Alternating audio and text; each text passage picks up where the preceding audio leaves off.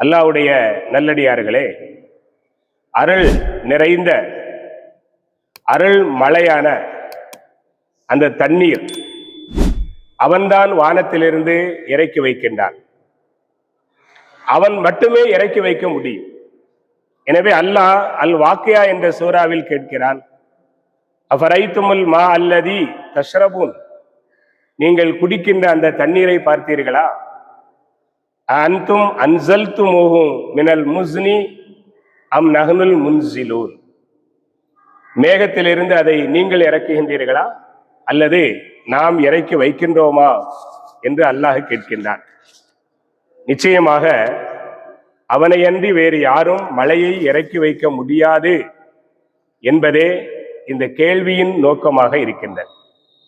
மழை பெய்யவில்லை என்றால் உலகமே ஒன்று சேர்ந்தாலும், உலகமே முயற்சித்தாலும் அதை பெய்ய வைக்க முடியாது, அதை பொழிய வைக்க முடியாது.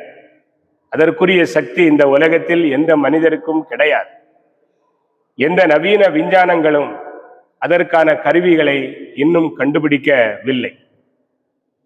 ஆனால் ஒரே ஒரு ஆற்றல், அந்த ஆற்றல் மூலமாக சரியான காலத்தில் மழை பெய்யவில்லை என்றால் மீண்டும் மழையை பெய்ய வைப்பதற்கான, பொழிய வைப்பதற்கான வாய்ப்பு நிச்சயம் கிடைக்கும்.